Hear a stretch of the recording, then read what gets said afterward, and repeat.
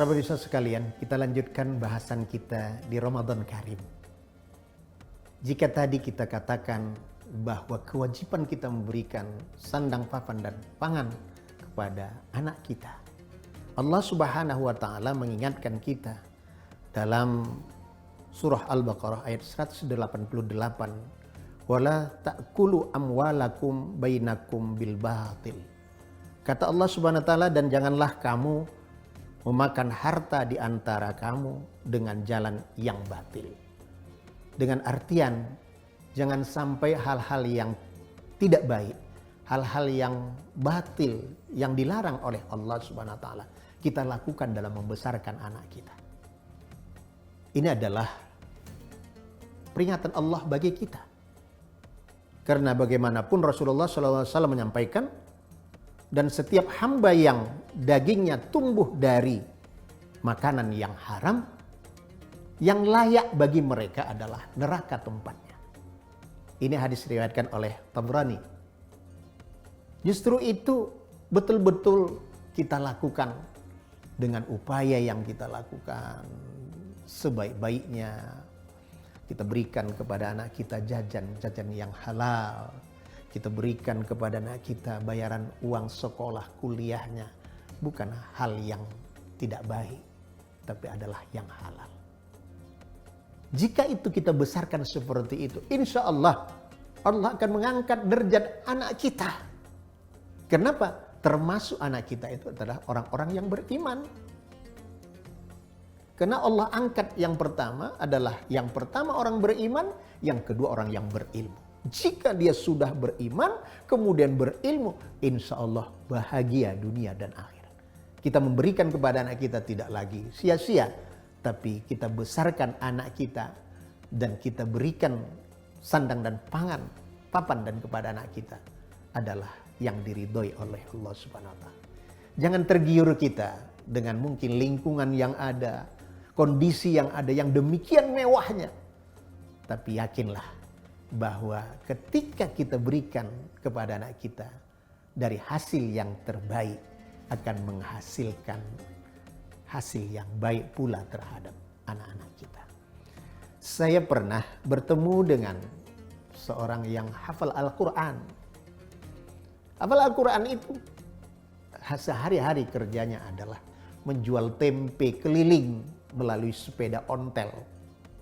Tapi ketika saya tanya, apa kerja Bapak? Dia katakan, saya adalah penjual tempe keliling. Berapa anak Bapak? Anak saya 3. Dia katakan, alhamdulillah anak 3 ini semua sudah sarjana. Berkah hidupnya itu yang perlu kita contoh. Bukan glamornya hidup dia sehingga menjadikan anaknya lebih baik. Bukan. Tapi ridha Allah itu yang kita harapkan. Para pemirsa sekalian. Untuk itulah mari kita lakukan. Untuk menciptakan yang lebih baik, tanggung jawab ini harus kita lakukan. Yang ketiga adalah memberikan pendidikan dan pendidikan agama kepada anak kita. Karena bagaimanapun pendidikan yang pertama seperti saya katakan adalah di rumah tangga kita. Di sekolah pendidikan agama hanya berapa waktu saja diberikan. Tapi yang banyak di rumah. Ketika orang tua tidak mampu memberikan pendidikan agama kepada anak, mari kita panggil guru-guru yang bisa memberikan pelajaran kepada anak kita. Tidak sedikit para pemirsa sekalian, terkadang anak-anak kita tidak mampu membaca Al-Quran.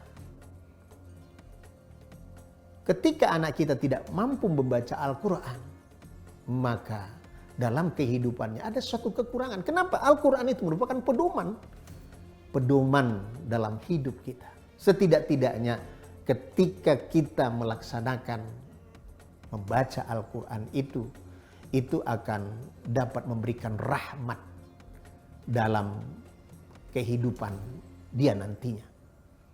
Maka pesankan kepada anak kita bahwa kita harus mampu memberikan yang terbaik kepada anak kita. sehingga nantinya menjadi anak yang soleh dan solehah.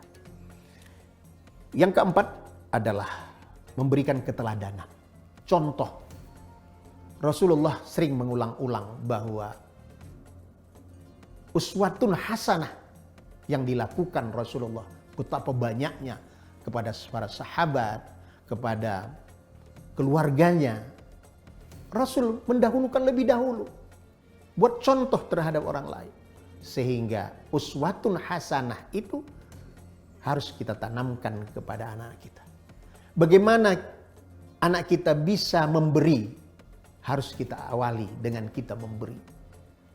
Dengan arti kata sedekah. Jadi bagaimana kita mewarnai anak yang betul-betul kata Rasulullah, kullu mauludin yuladu alal fitrah. Setiap anak itu adalah suci. Kesucian itulah yang harus kita jaga. Jangan sampai kesucian yang diberikan oleh Allah kepada anak kita, kita nodai dan tidak kita siapkan anak kita. Tidak kita berikan pendidikan kepada anak kita. Dan tidak kita berikan teladan. Saat ini para pemuda, remaja-remaja kita hilang keteladanan dari orang tuanya. Sehingga siapa yang dicontoh? Tidak ada lagi yang dicontoh. Tapi kita yakin dan percaya di suasana Ramadan ini, insya Allah kita mampu memberikan contoh yang terbaik kepada anak-anak kita. Sehingga kita harapkan dari tanggung jawab kita terhadap anak-anak kita dapat kita lakukan dengan sebaik-baiknya. Mudah-mudahan hal ini dapat bermanfaat kepada kita semua, sehingga dapat dijadikan satu tambahan pengetahuan untuk menjadikan anak kita menjadi anak yang baik. Justru itu, mari sama-sama kita berdoa. Mudah-mudahan dengan doa yang kita lantunkan ini dijabah oleh Allah Subhanahu wa taala, dan senantiasa tanggung jawab orang tua terhadap anak senantiasa lekat di dalam diri kita dan anak kita menjadi anak yang soleh. Mari kita berdoa, mudah-mudahan diijabah oleh Allah Subhanahu wa taala. Bismillahirrahmanirrahim. Alhamdulillahirabbil alamin, wassalatu wassalamu ala asrafil anbiya'i wal mursalin wa ala alihi wa ashabihi ajmain. Ya Allah, ya Tuhan kami, ampuni dosa kami ya Allah. Ampuni dosa kedua orang tua kami yang telah membesarkan kami ya Allah, yang telah mendidik kami ya Allah. Dan ketika mereka sudah Engkau panggil ya Allah, lapangkan kuburnya dan tempatkan di surga Jannatul Naim. Sekiranya mereka itu masih hidup ya Allah, berikan kekuatan untuk beribadah dan mendekatkan diri kepadanya. Dan jadikan anak-anak kami menjadi anak yang soleh dan solehah. Mudah-mudahan ya Allah Engkau kabulkan doa kami. Rabbana atina fid dunya hasanah wa fil akhirati hasanah wa qina adzabannar. Demikian yang dapat saya sampaikan, dan terima kasih kepada seluruh pemirsa Thawab TV dimanapun berada. Nasrum minallah wa fathun qarib wa basyiril mu'minin. Wassalamualaikum warahmatullahi wabarakatuh.